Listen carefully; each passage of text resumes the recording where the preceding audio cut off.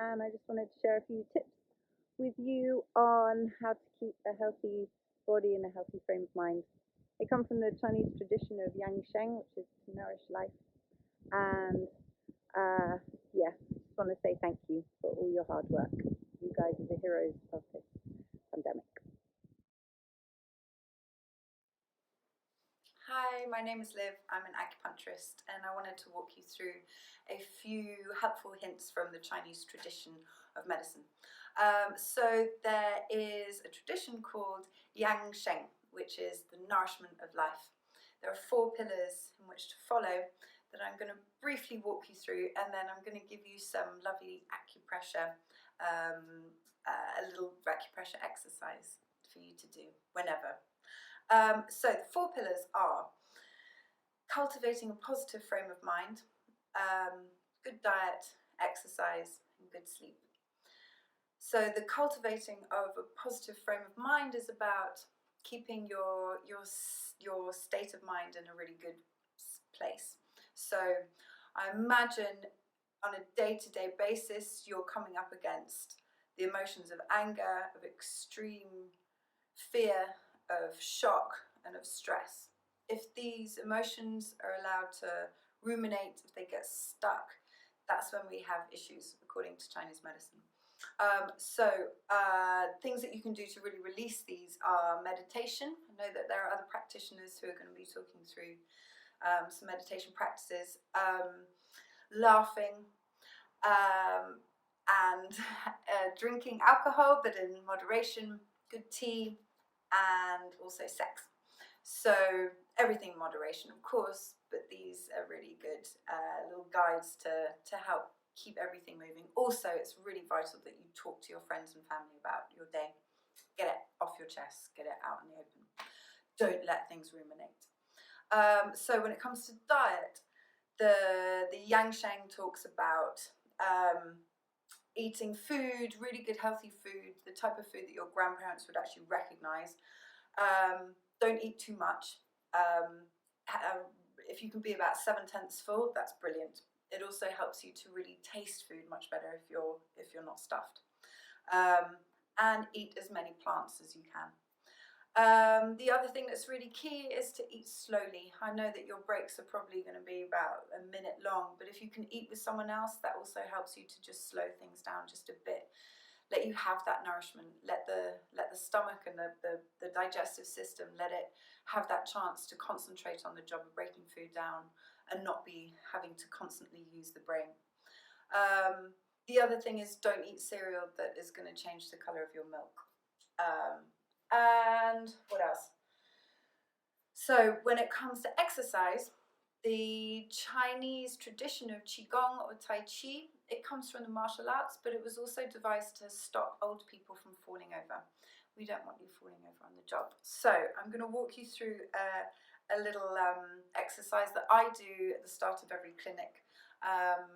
You can do it on the escalators, you can do it in the lifts, you can do it in your time in between wards. And it's just to wake up the body, just to give it a little movement. So you start off just by shaking the body, and this just moves the chi. So shake your knees, get your wrists feeling floppy, and if you sort of tilt your sacrum, the back end down a bit, and tilt the front bit up a bit, and so you're sort of almost like that, which might not be the best posture, but it is for shaking. Okay, once you've done that, I then want you to swing your arms left to right, and you're putting a bit of force onto your dantian, this area beneath your belly button. And you go a little bit further up, wake up your liver and your stomach, give it a good slap, and your kidneys at the back. And then work your way up to the top.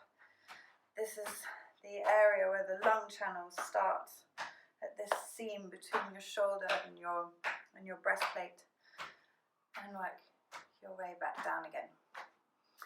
And then I want you to just do some slapping. Slap your body, slap all down your arms, medial, lateral, down your core, down your legs, stack it all up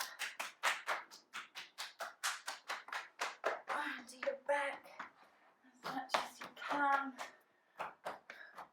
into your face, to your head, to your neck, to your shoulders, beat your chest.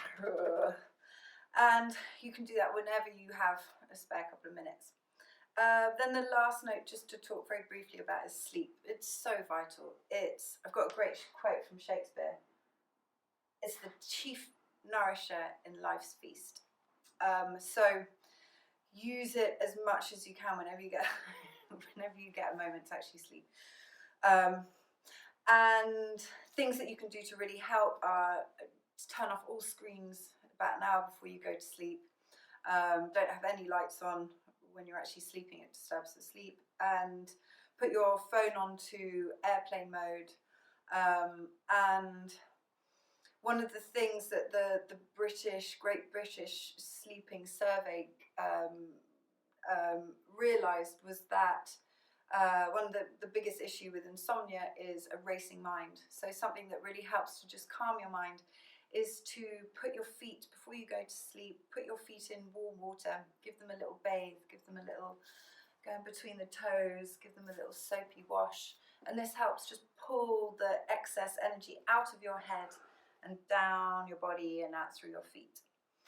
And then the last thing I want to talk to you about is acupressure. So there are a couple of really good points that are great for headaches, and they are called Tai Yang, and they're out on the temples of your face. So you go over the brow bone, in between this frontal bone and the zygomatic bone, and you just sort of fall into this cave. And what I do is, firstly with a light bit of pressure,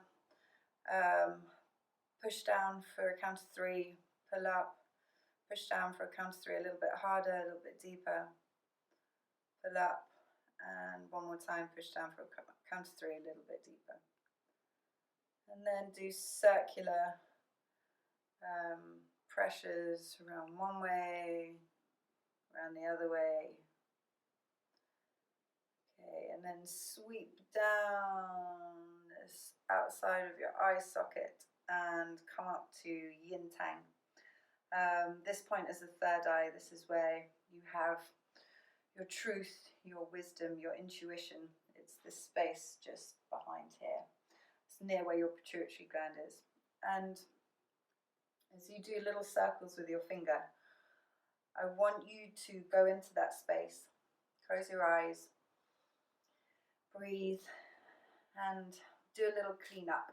So use whatever ideas come into your head. So be it sunlight, be it a little duster, be it little fairies with dusters, anything that you can think of that will just kind of keep this area nice and clean. This is your space, so put your name on it, tag it, and you can always go here to just kind of bring a bit of clarity to your day. And then the other move that I like to do is then just circle the eyes. Do it softly, the first stroke, go a little bit deeper on the second, and then on the third, go right into the socket. And then you want to keep the eyes clear for your vision, for your ability to plan, for your clarity of thought, and take your fingers up through the hairline. If you join your fingers and kind of crawl down, and then go all the way to the occiput, go along this occiput with your thumbs. You're going to fall into a couple of crevices. These are really good for headaches. And then you'll get to the ears, and I want you to just give your ears a little massage. The ears are a complete microsystem. They're a nexus of energy that can help basically treat the entire body. And voila. Good luck. Thank you for all your hard work, and I've got your back.